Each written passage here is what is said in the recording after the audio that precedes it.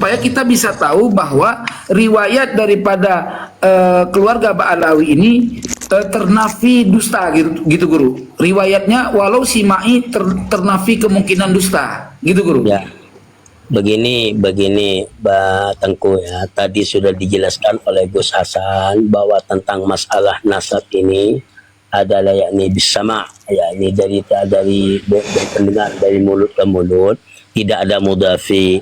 Maka dari itu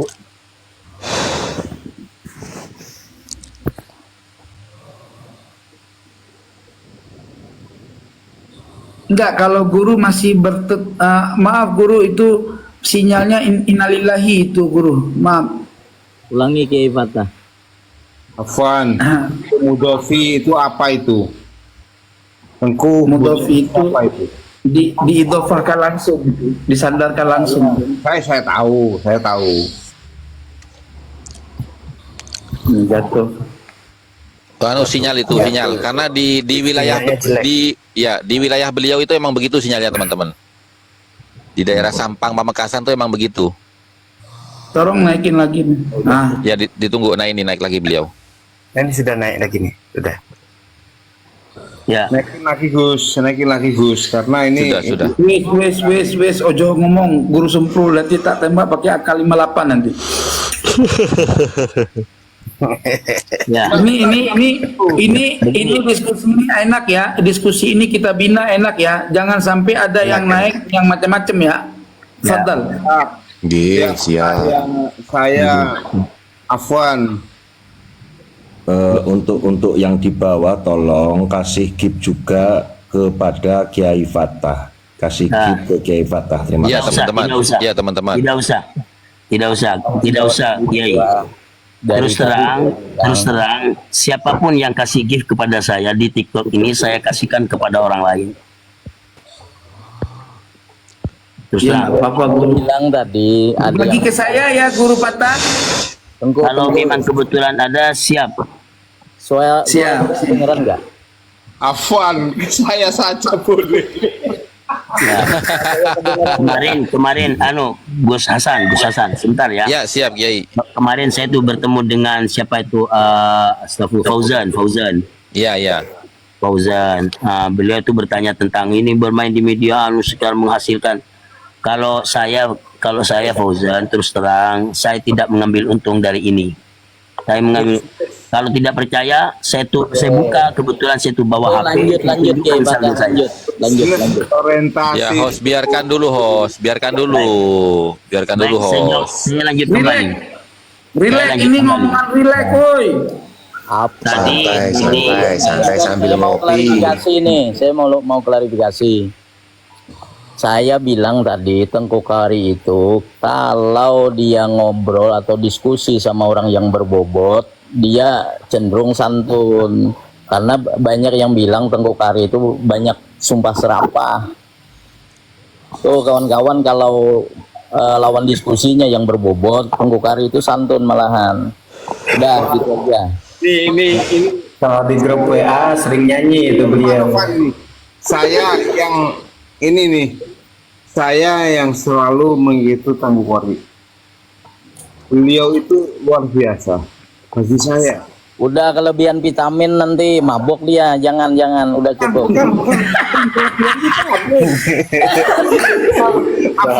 Bahaya misalnya kalau saya sudah kelebihan vitamin ini. Lanjut. Kalau Baik. kelebihan vitamin tidak ada. Saya Kelebihan vitamin sudah. standar. Kalau Tengku Kori ini yang saya tahu. Saya mengikuti beliau. Insya Allah beliau tidak tahu. Meskipun beliau tidak tahu dengan saya, wallahu a'lam bishawab. Tapi beliau itu adalah luar biasa bagi saya. Ya, ini satu. 215 mata memandang, mohon tap layar, dan kalau ada koin kasih ke Kiai Fatah. Terima kasih. Ya Allah, ya Rasulullah. Sama Kiai Sorib. Bisa Jadi, Biar dilanjut. beliau bisa Dilanjut. Di antara Jadi saya ulang ya, mohon maaf ya, saya ulang. Sudah Tengku. Sudah paham ya? Udah paham ya? Ya sudah Mantap, paham. langsung. Bismillah. Insyaallah saya sudah paham. Anak jadi ya, anak fahimtum. Tengku Qori ini tadi menanyakan ketika ada satu pencatatan itu dapat dari mana? Karena dawuh beliau bahwa dengan kabar ini yang dengan kabar dari mulut ke mulut itu bisa saja benar, bisa saja bohong, bisa saja dusta. Nah, sekarang ulama-ulama yang mencatat, jadi yang pertama perlu kita tanamkan dalam hati kita bahwa ulama-ulama nasab ini adalah orang-orang yang terpercaya, as-siqah. Itu kan selalu dicatat khatun nasaba as-siqah, al-muhaqqiq as-siqah. Jadi al-muhaqqiq itu yang sudah melalui penelitian, as-siqah itu orang yang sudah terpercaya. Ya, tentunya siapa yang mengkonfirmasi bahwa itu orang yang peneliti betul dan orang yang terpercaya, ulama-ulama yang ada pada saat itu. Oke. Nah, oleh karenanya tentu ulama-ulama nasab itu karena namanya juga ulama nasab, di dalam mencatat penetapan nasab seseorang tentunya melalui metode-metode itu tadi. Jadi kembali lagi kepada syura wal istifadah. Artinya ketika mendengar bahwa si fulan adalah mengaku keturunan kabilah tertentu, tentu di situ sudah melalui konfirmasi melalui penelitian. Artinya tidak semerta-merta ini datang si fulan, ini katanya ada lalu dicatat, tidak. Tentu di situ harus, karena pertanggungjawabannya itu besar, apalagi ini nasabnya kepada Rasulullah Muhammad sallallahu alaihi wasallam. Ya, seperti itu Tengku. Jawaban saya Tengku. Baik, Ya, saya makanya jawab kan- guru. Gus Hasan, Semprul, diam dulu. Diam dulu. Afan Gus. Afan. Boleh nggak saya bicara? Monggo silakan. Oke. Selama ini kita itu tidak menjustifikasi tidak pernah asab Ba'alawi itu adalah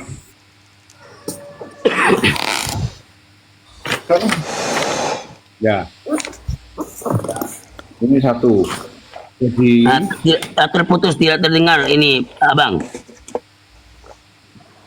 kita itu tidak pernah membatalkan nasab Ba'alawi. Kita tidak pernah karena apa? Karena Ba'alawi itu tidak pernah terkonfirmasi, itu loh. Setuju ya, Hasan? Setuju. Iya. Saya tidak Ya, sebentar. membatalkan Belum ini bisa. pribadi saya ini. Saya tidak pernah membatalkan nasab Ba'alawi, tidak pernah. Silahkan. Karena apa? Ba'alawi itu tidak pernah terkonfirmasi. Itu aja. Sampean udah baca kitab-kitab nasab ya? Sudah?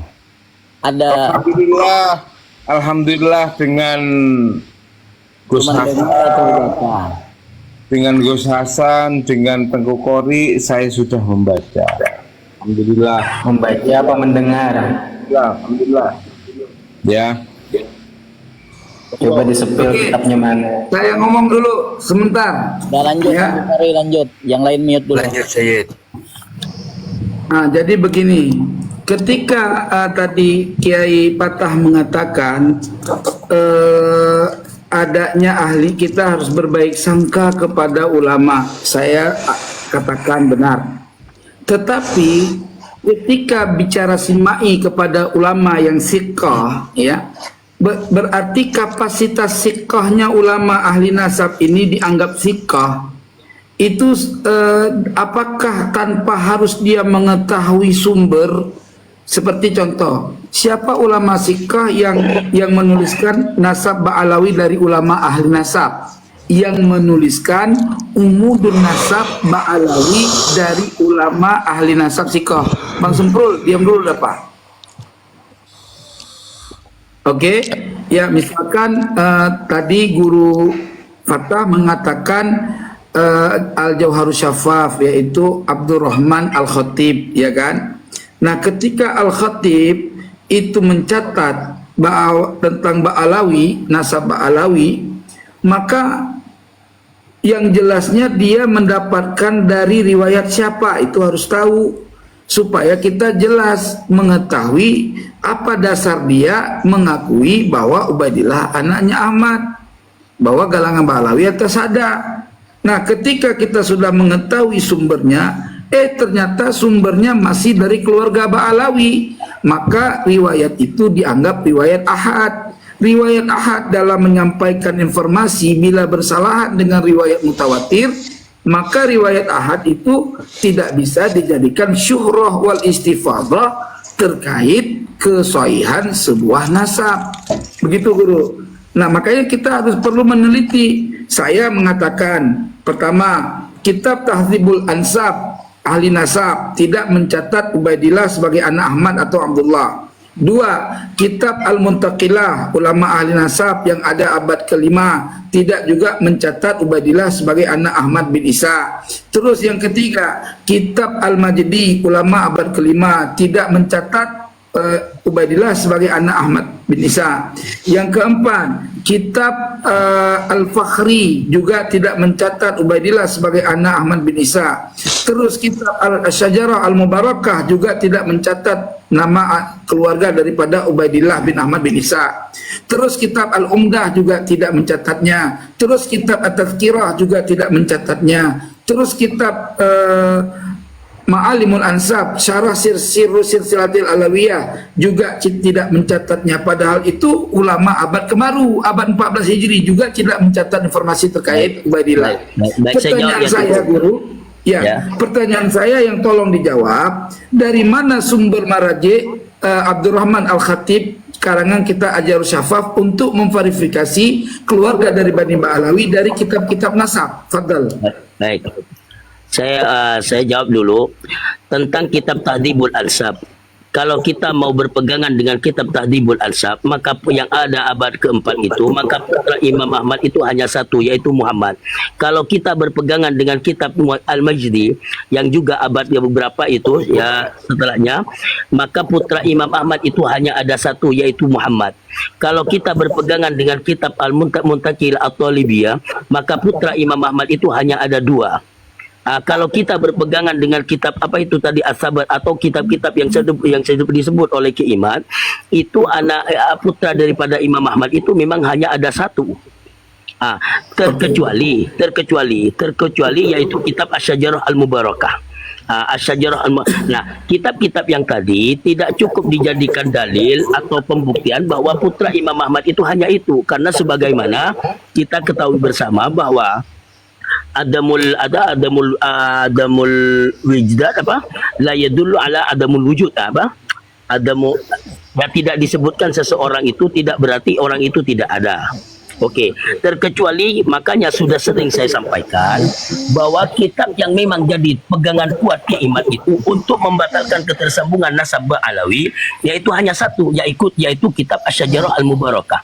Sementara kitab Asy-Syajarah Al-Mubarakah itu kalau menurut saya itu adalah kitab yang penuh dengan beberapa masyakil, penuh dengan beberapa pertanyaan terkait dengan keasliannya, penisbatannya kepada Al-Imam Fakhruddin Ar-Razi rahimahullahu ta'ala rahmatullah beror, dan juga bahkan yang dijadikan dasar oleh Ki Imad dengan kitab Al-Syajarah Al-Mubarakah dengan adanya jumlah ismiyah itu tadi. Sementara yang dicatat di dalam kitab Asy-Syajarah Al-Mubarakah itu juga dipertanyakan siapa sebenarnya Muhammad Abu Ja'far itu. Karena yang saya tahu sesuai dengan apa yang ada di dalam kitab Tahdzibul Ansab bahwa Abu Ja'far itu bukan putra daripada Imam Ahmad, melainkan cucu atau cicit. Sama dengan apa yang ada yang tercatat di dalam kitab Muntaqilah At-Talibiyah bahwa Muhammad Abu Ja'far itu bukan putra daripada Imam Ahmad. Itu. Baik, Sebentar, masih belum selesai. Adapun kitab-kitab siapa tadi yang mempertanyakan tentang siapa ulama-ulama yang mencatat ini, di antaranya, saya sebut di antaranya saja. Satu, Muhammad bin Kadhim. Beliau itu menyebutkan. Siapa guru? Muhammad apa? Bin Kadhim. Iya, kitabnya apa? Itu kan apa namanya? An-Nafa Kitabnya apa guru? Nafa Maria. Hah? An-Nafa. Al-Anbariyah. Ya, Ji. Afan Tengku. Ketika Semprol Enggak, sebentar, Bang Semprul, diam dulu, sebentar, diam dulu. Satu-satu aja. Al-Anbariyah yang kedua, As-Samarqandi. As-Samarqandi, berarti Tuhfatul Thalib. Oke, sebentar nanti saya akan ulas kitab itu ya. Tuhfatul Thalib ya. Nah, terus Tuhfatul Thalib itu kan abad yang muda guru ya. Ini semua abad muda ya. 900-an. Ya, 910 ini abad 10 ini guru. Afan. Tengku, itu semua itu kitab 800-900-an. Boleh Ya dicek. terserah lah. Artinya abad 910 itu. Nah. Oke, bentar. udah.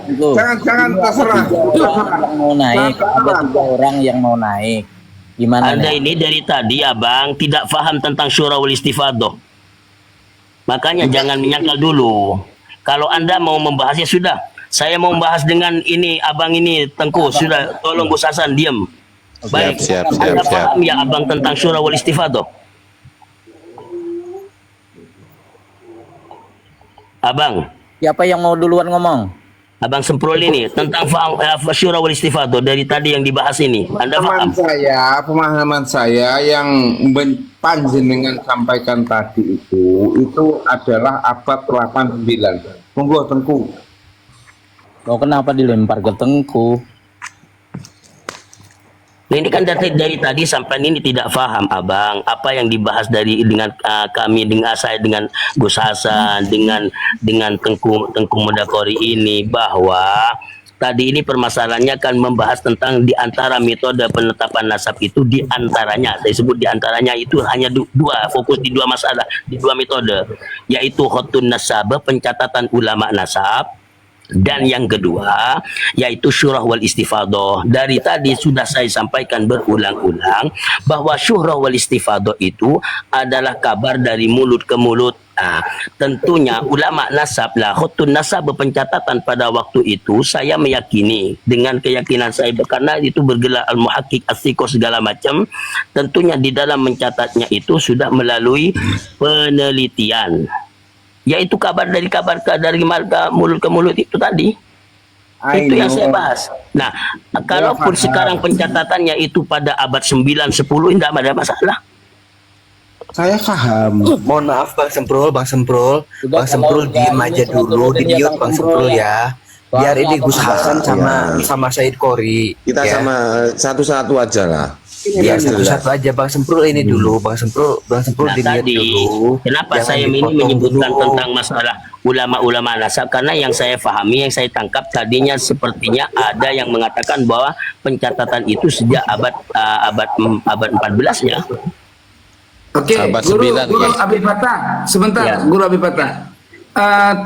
Terlepas Guru Abi Fatah tadi membuka kitab As-Samarqandi. As-Samarqandi itu tidak menyebutkan kebenaran nasabah Alawi. Dia hanya di situ juga tidak didapat di dalam naskah asal ta'liq yang di situ ra'aitu fi ba'di ta'liq itu tidak ada di naskah asli. Artinya itu tambahan orang. Jadi gini Guru, kita kembali kepada tadi setiap ahli nasabah ketika dia mengisbat suatu nasab, dia mesti melihat catatan nasab ahli nasab lain yang Ini mausuqa. kan, nah, Sebentar Guru. Tadi kan masih belum selesai menjawab apa yang disampaikan tadi sama sambian. Nah, Oke, sekarang lanjut. nah, tentang kitab Asy-Syajarah Al-Mubarakah yang memang menjadi pegangan kuat, kalau saya tanyakan dari mana itu Sanadnya Guru ya. Saya katakan sanadnya dari Al-Ansab karangan Imam As-Sam'ani Guru. Ya, dari As-Sam'ani dan dari karangan kitab Al-Muntaqilah Ibnu Toba Al-Hasani. itu ada Juga di mana diterangkan itu? Maaf Bang Sempro, saya turunkan dulu ya gantian. Ini ada yang lain. Nah, terus dari kitab lain seperti Al-Muntaqilah itu sebenarnya Guru diterangkan. Anu, Sebentar. tunggu. Enggak, maksudnya dicatat di dalam kitab Syajarah Mubarakah bahwa itu pengambilannya dari situ. Kan guru menceritakan bertanya sanad di dalam mukaddimah kitab Asy-Syajarah Al-Mubarakah itu dituliskan sanad guru daripada Imam Fakhruddin Ar-Razi, diantaranya Imam As-Sam'ani gitu. Coba dibaca ulang lah di mukaddimah awal. Iya. Ya, Imam As-Sam'ani itu pengarang kitab Al-Ansab tentang lakop-lakop daripada orang-orang yang ada di zaman itu. Jadi gini guru. Makanya saya bertanya begini Tengku. Makanya 3 orang yang disebutkan oleh pengarang atau penulis daripada kitab Asy-Syajarah Al-Mubarakah itu, saya sebenarnya masih bertanya sampai saat ini, Tengku. Ini sudah sampai ke Asy-Syajarah Al-Mubarakah. Terkonfirmasi guru di dalam kitab Al-Muntaqilah. Paham. Yang dicatat itu Muhammad Abu Ja'far itu putra atau cucu? Muhammad Abu Ja'far itu cucu guru, cucunya Said Ahmad Cicit. Nah, itu kan kaki Imat itu putranya. Nah, itu saya guru tidak, jangan membawa Kiai Imat, karena saya nggak gimana ya kalau saya bilang, saya mengikuti istinbat Kiai Imat, tetapi saya punya metode penelitian sendiri gitu loh maksudnya. Baik. Jangan guru jangan mengadu informasi Kiai Imat dengan saya gitu loh. Saya punya informasi sendiri. Begini Tengku. Ya. Sebenarnya kita orang ini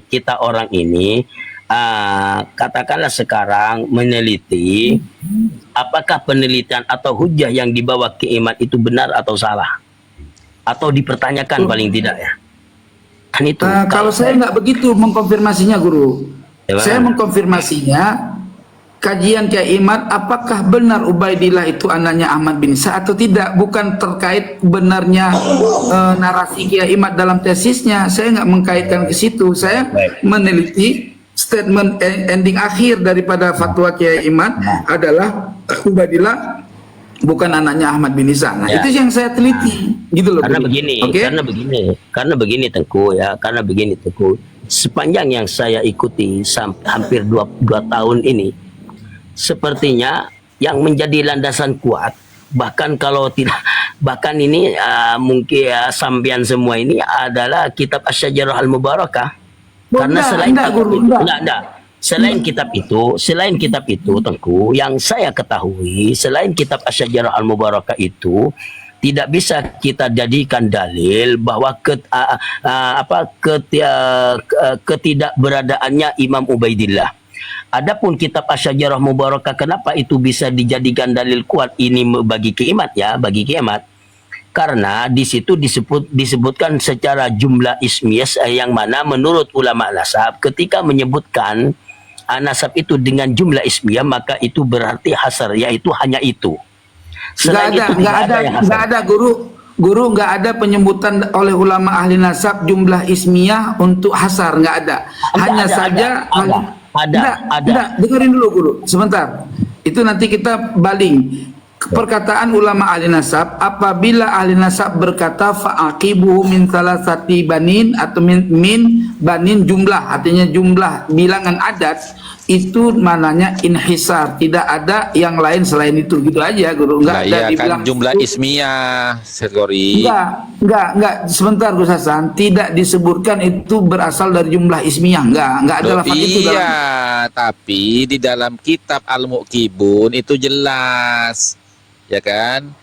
Idza qalu aqibuhu min salasa aqibuhu idza qalu aqibuhu atau al-aqbu. Iya, jadi misal yang dicontohkan oleh Al-Muqibun itu semua dua-duanya itu jumlah ismiyah. Ada yang menggunakan tapi kan itu jumlah ismiyah itu kan narasi kita dalam kaidah ilmu nahu, tetapi di situ tidak menyebutkan perkataan jumlah ismiyah. Apabila ulama ahli nasab mengomentari dengan jumlah ismiyah maka inhisar, kan nggak begitu kan? Ya, kalau ulama itu mengatakan dengan kalimat jumlah ismiyah, fa innahu yadhullu ala annahu munhasirun fihi, gitu loh kalimatnya. Nah, itu difahami bahwasanya karena yang dicontohkan itu dua kalimat yang dua-duanya adalah jumlah ismiyah, maka yang dimaksud oleh ulama itu ya toh, kalau penyebutannya itu menggunakan jumlah ismiyah, maka itu menunjukkan bahwasanya munhasir gitu loh. Gitu. Tidak harus disebutkan seperti yang sampean katakan, tapi ini kan Iya, mafhum gitu loh. Mafhum bilangnya tidak lafad kan gitu. Oke. Loh, No ya kan problem bagi saya itu. memang yang kita pahami dari tadi kan mafhum. Surah istifadah pun Enggak, yang dipahami yang istifadah Pasar mafhum. bilang lafadnya jumlah ismiyah bukan mafhumnya. Nah, iya. Tengku. Kalau Memang kenyataannya redaksi yang tertulis memang seperti itu. Ketika menyebutkan pakai katakanlah mubtada khobar ini jumlah ismiyah inilah, itu memang menunjukkan bahwa putranya itu munhasir fi dzalik. Lah, Iya, jadi beda artinya itu ketika kan mafhum kan, aulada- Guru. aulada kada itu bukan beda. bukan mafhum pribadi itu Said Qori. Iya, Memang seperti mafhum itu lah. Tengku. Iya, tapi secara lafziah muzaharnya kan enggak gitu loh. Aduh. Loh, Udah gimana jangan sih? putar di situ. Udah balik lagi, udah aman itu, udah enggak komen itu dah. Gitu loh. Jadi kembali pokok persoalan Ya, kan, yang ya. tadi yang tadi Tuan Guru patah-patah sebutkan, dari semua kitab itu taruh bilang 1, taruh bilang 2, ya taruh ada yang bilang 3, semua itu tidak ada menyebutkan Ubaidillah sebagai anak Ahmad bin Isa, Guru, dari kitab-kitab Paham. nasab. Makanya Lalu Tengku, Guru sebentar. Lalu Guru mengeluarkan satu dobe, tidak disebutkan ada mulwijidan la yaknil adam kan gitu. ini ada betul. Oke, nah di sini kan bermakna ada logika mafhum mantuknya kan akan dipahami gini, tidak menyembuhkan bukan berarti tidak ada. Jadi logikanya begini, yang sudah disebutkan ya sudah pasti ada gitu loh. Ketika ada penyebutan sesuatu yang tidak pernah disebutkan, ya kan berarti harus mewujudkan dalil untuk benar keberadaannya. Maka di dalam ilmu nasab karangan Al-Jufri, beliau mengatakan di dalam mukaddimah kitab nasabnya, wa'lam anna adama dzikri an-nasabin aw fakhdhin fi kitabin la yaqdi bi adami wujudihi walau bijazmin sahibil kitab. Walau bijasmi sahibil kitab. Ya, illanya ada, Guru. Illa idza adima wujuduhu indal kutubil mu'tamidatil ukhra fil fan, gitu loh. Ketahuilah olehmu bahwa sesungguhnya tiada penyebutan nasab atau pokok nasab dalam satu kitab itu tidak menghendaki ketiadaan wujudnya nama yang tidak disebutkan itu, kan gitu, Guru. Walaupun dijazamkan oleh satu kitab, gitu loh. Sahibul kitab misalkan yang menjazamkan itu Al-Syajarah Al-Mubarakah tok, sementara di kitab-kitab lain menyebutkan Ubaidillah misalkan, itu gak masalah. Tetapi permasalahannya ketika kita tinjau dari mulai kitab A sampai kitab Z, dari abad 4, 5, 6, 7, 8, 9, itu tidak ada satupun kitab yang masyhurah, yang mu'tamadah, yang menyebutkan bahwa Ubaidillah anak Ahmad bin Isa. Siapa kitab yang mutabarah yang menjadi referensi ulama ahli nasab? Di antaranya Tahdzibul Ansab, di antaranya lagi Al-Muntaqilah, Asy-Syajarah Al-Mubarakah, Al-Madidi, Al-Fakhri, Al-Asili, Ibnu Taqtaqi, Al-Umdah, Ma'alimul Ansab. Itu kitab-kitab yang mutabarah yang menjadi kitab-kitab referensi ulama ahli nasab. Tidak satu pun menyebutkan Ubaidillah, walaupun mereka tidak menyebutkan utuh. Ada yang menyebutkan 2, ada yang menyebutkan 3. Yang jelas ittifaq mereka 2 nama yang menjadi penelitian ulama akhir zaman, 2 nama yang menjadi anak Ahmad bin Isa adalah yang muwafaqah Muhammad dengan Ali Zainal Abidin, bukan Al-Husain. Tapi tidak ada satupun yang namanya Ubaidillah. Silakan, Guru. Baik, sudah. Justru Tengku, kalau sampian itu tidak berpedoman, tidak berpegangan dengan kitab Asy-Syajarah Al-Mubarakah, maka hujah dengan ini akan semakin lemah sebenarnya. Oh enggak, Guru, enggak. Justru saya sedang ingin memverifikasi Ubaidillah, bukan nama yang lain gitu loh. Ya faham. Karena itu sudah jelas bahwa adamul wijdan la yaknil wujud itu akan semakin kuat. Tadi kan udah saya kasih Kan tadi saya udah jelaskan muradnya guru, bukan murad Makanya. cuma semata-mata kayak gitu guru. Sudah, Tadi jangan kan dipotong. muradnya sudah wa'lam tadi guru. Coba Jangan guru dikembalikan. Jangan dipotong. Justru yang menguatkan kita, yang agak menguatkan dengan pegangan itu tadi illa ida apa itu nam udimah ya udimah wujuduhu fil apa itu tadi Gus Hasan Illa idza adima wujuduhu indal kutubil mu'tamidati fil fan. mungkin pasnya itu ida udimah itu illa ida udimah wujuduhu. Jangan didebatin soal nahunya guru. Kita udah paham nahu dia semuanya. Enggak, beliau bukan mendebat Syed Kori, beliau membaca menurut paham beliau gitu loh, Iya, bukan nggak mendebat apa-apa, antum. aman aja. Ya. Nah, justru dengan kalimat illa ida udima wujudu fil kutubil mu'tamada itu yang menguatkan bahwa kitab sejarah mubarakah itu menjadi pegangan karena dengan disebutkannya dengan jumlah ismiyah itu yang menandakan hasr sehingga memang tidak ada lagi. Itu artinya seperti itu guru. Namun demikian ketika tadi sudah saya sampaikan, ketika kita berpegang dengan hasr-hasr yang ada di dalam kitab Asy-Syajarah Al-Mubarakah tadi, itu di situ banyak pertanyaan. Bahkan saya itu pernah diskusi dengan beliau ini Gus Hasan itu sebenarnya sudah pernah didiskusikan ya Gus Hasan. Saya ingat kan? Betul. Begitu Tengku Kori. Iya, tapi apapun ceritanya guru yang menyebutkan nama Ubaidillah tidak ada satupun kitab yang mu'tamadah. Kan di sini illa idza adima wujuduhu. Artinya kecuali apabila ditiadakan akan wujud nama tersebut di sisi kitab-kitab yang mu'tamad. Artinya taruhlah nggak usah pakai Asy-Syajarah Al-Mubarakah. Kitab-kitab lain yang menyebutkan Ubaidillah pun dari mulai abad keempat sampai abad 9 pun nggak ada. Jadi orang yang menyebutkan keberadaan Ubaidillah itu kitab-kitab yang riwayatnya ahad, bukan riwayat imam masyhur. Jadi tidak ada syuhra di situ guru. Gitu loh. Begini Tengku, dengan adanya pencatatan entah itu ulama abad 10, abad 9 itu tidak ada masalah. Tidak ada masalah Iya, jadinya. tapi dari mana dia tahu sementara? Sebentar. Dari mana dia tahu tentang Ubaidillah, keberadaan Ubaidillah sementara kitab-kitab yang mu'tamad yang ada dari abad ke-4, ke-5, ke-6, ke-7 sampai sejaman dengan yang mengatakan ada pun tidak ada yang menginformasikan. Pertanyaan saya, dari mana Asy-Syajarus Syafaf mengetahui Ubaidillah sebagai anak Ahmad bin Isa? Itu yang harus kita cari tahu, guru. Begini Tengku, kan tadi sampean yang sudah membacanya bahwa tidak disebutkan adamul wujdan layaknil wujud layaknil adam. Itu kan anda sendiri yang sudah membaca bahwa ketika guru, saya kasih contoh yang di disebutkan dalam itu kitab udah pasti ada nggak guru? Enggak, gini Kiai, maksudnya Kiai, kalau kita mengikuti kaidah yang tadi itu kan begini Kiai, memang adamul wujdan, ya kan, tidak adanya penyebutan itu bukan berarti tidak ada, walau bijasmi sahibil kitab, walaupun itu keyakinan daripada si penulis kitab. Artinya satu kitab tidak menyebutkan itu bukan berarti tidak ada, gitu loh.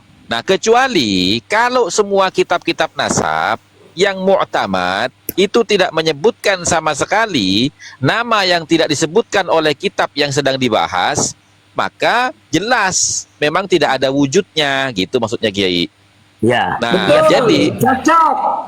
Betul Gus Hasan, itu illa idza undima wujuduhu fil kutubil mu'tamidati fil fan. Baik. Illa idza qudima wujudu fil kutubil mu'tamad fil fan. Kecuali tidak disebutkan di beberapa kitab itu beberapa.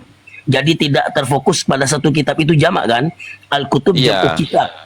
Beberapa kitab al-mu'tamad. Sementara abad-abad setelah itu ada ulama nasab yang mencatat.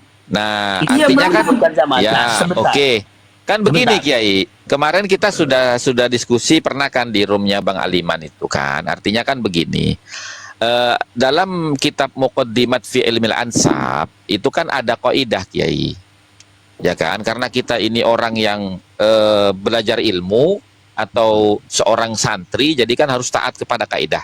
Artinya begini Kiai, idza ikhtalafa nasabani bil wasaid. Kalau ditemukan ada dua catatan nasab yang berbeda, gitu loh. Apa yang harus dilakukan? Ukhidha bil aqdamis sahih. Maka kitab yang lebih dahulu, yang lebih lama yang kita jadikan referensi sebagai kebenaran, gitu loh. Nah, ini bersambung dengan kaidah yang tadi yang disebutkan oleh Said Qori dari karya Al-Jufri tadi itu, gitu loh. Dalam kitab apa namanya Sadatu Ali Alwi itu. Bahwasanya kitab-kitab yang muktamad sebelumnya itu sama sekali tidak menyebutkan nama Ubaidillah. Nah, kemudian kitab-kitab ulama mutaakhirin itu menyebutkan nama Ubaidillah. Nah, ini masuk dalam kategori idza ikhtalafa nasabani, ketika ada dua catatan yang berbeda, ukhidha bil aqdamis sahih, maka yang dijadikan rujukan yang benar itu yang terdahulu, kan begitu, Yai? Baik. Kalau kitab-kitab sebelumnya itu Gus Hasan sudah memastikannya. Sementara di sebelumnya itu seperti Al-Majdi, Tahdhibul Ansab, itu hanya menyebutkan satu, Gus Hasan. Hanya menyebutkan satu. Artinya hanya di antaranya. Jadi itu kan yang bisa memang yang menjadi pegangan kuat itu sebenarnya hanya kitab Asy-Syajarah Mubarakah kalau kembali ke redaksi ya, karena disebutkannya secara hasr. Hanya saja kitab Asy-Syajarah Mubarakah hasrnya di situ dipertanyakan juga. Baik itu yang 3 orang itu masih ada beberapa pertanyaan. Contoh, katanya yang dicatat putranya, sementara itu yang namanya Abu Ja'far, Muhammad Abu Ja'far itu apakah itu putranya atau cucunya? Termasuk tentang masalah Sayyidina Sayyidina Husain ya. Itu Husain itu ya. Putranya. Ya, Husain itu sebelumnya di kitab apa disebutkan itu? Enggak ada. Nah, ada guru, ada. Iya, hanya menyebutkan keturunannya. Waktu yakni keturunannya ya bercampur dengan dari Asy'arani itu kan. Ya, tapi artinya gini loh guru, maaf ya, Asy-Syajarah ketika dia mengitlak 3 orang, hanya 3 itu, di situ dia pada akhirnya menjelaskan waqtalata aja saja Husain ini terjadi ikhtilat dengan anak Ahmad Asy-Sya'rani. Artinya di dalam penelitian Imam Fakhruddin Ar-Razi bahwa Al-Husain yang ada dari anak keturunan Imam Ahmad Asy-Sya'rani itu bukan anak Ahmad Asy-Sya'rani, tetapi anak Ahmad bin Isa yang ada di Naisabur.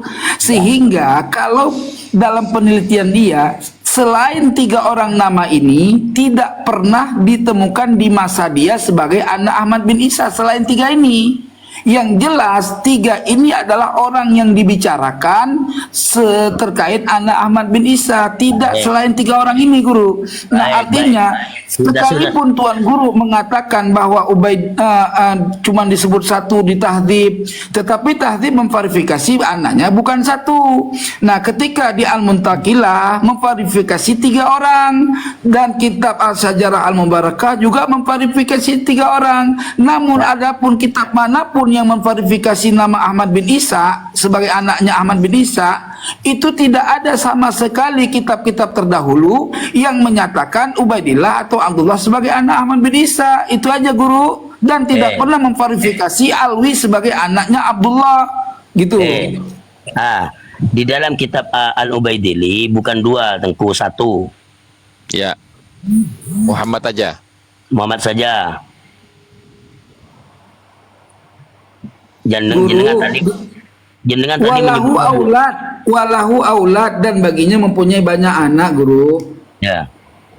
Iya, Aulad tapi yang itu jamak, guru. Iya, tapi yang disebutkan kan hanya Muhammad, Said Qori. Benar, yang disebutkan hanya Muhammad, gitu loh. Tetapi diverifikasi kan nggak 1, guru. Yang disebutkan hanya Muhammad. Artinya bisa bermakna 2 dan 3. Gitu. Bukan. Maksudnya Fatah itu begini. Maksudnya Fatah itu begini. Di situ kan tidak menentukan hanya Muhammad saja. Memang anaknya itu lebih dari 1. Tapi kan yang disebutkan Muhammad. Maka kita harus mencari referensi selain Muhammad itu siapa? Apakah benar Ali dan Husain seperti yang disebut oleh Syajarah Mubarakah itu, gitu loh. Iya, ada, guru. Ada. di kitab Al-Muntaqilah itu kan generasi selanjutnya. Kalau itu kan saya sih sama, intinya gitu. begini, Said. Ya, kalau seumpamanya narasi Kefata tadi itu kan mempertanyakan antara Ali dan Husain yang disebutkan oleh Fakhruddin Ar-Razi dalam kitabnya Syajarah Mubarakah kan. Ali tidak, Husain saja. Husain saja, oke. Ali itu ada di Muntaqilah. Ya, artinya kalau Kiai itu mempertanyakan masalah status Husain sebagai putranya Ahmad bin Isa yang tidak pernah disebutkan oleh ulama-ulama sebelumnya, hanya Fakhruddin Ar-Razi saja yang menyebutkan dalam kitabnya Syajarah Mubarakah itu, ya kan? Artinya begini Kiai, kalau ada ulama yang menyebutkan saja itu masih perlu diverifikasi, apalagi yang tidak pernah disebutkan Kiai. Gitu loh. Kan begitu logikanya. Iya, benar. Makanya kalau masih perlu verifikasi itu, maka saya sangat heran dengan beberapa ya katakanlah kiimat lah. Kok berani-beraninya beliau itu memastikan. Jangan ke situ guru, jangan ke situ dulu. Nggak apa-apa Sayyid, nggak apa-apa. Orang mau bernarasi biarin saja. Kan Ya, memang nggak lurus.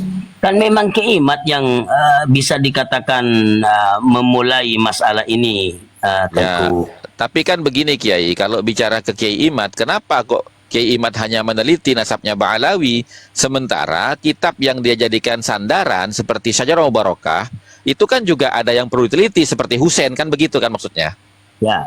Nah, sekarang begini Kiai, apakah zuriyahnya Sayyid Husain, ya putra daripada Ahmad bin Isa yang disebutkan oleh Fakhruddin Ar-Razi itu, ya ada di Indonesia apa tidak? Kan tidak ada di Indonesia. Yang ada di Indonesia ini adalah Ba'alawi. Nah, kemudian Ba'alawi itu, ya kan, oleh Kiai Imad itu dinilai tidak sesuai dengan pengakuannya sebagai zuriyah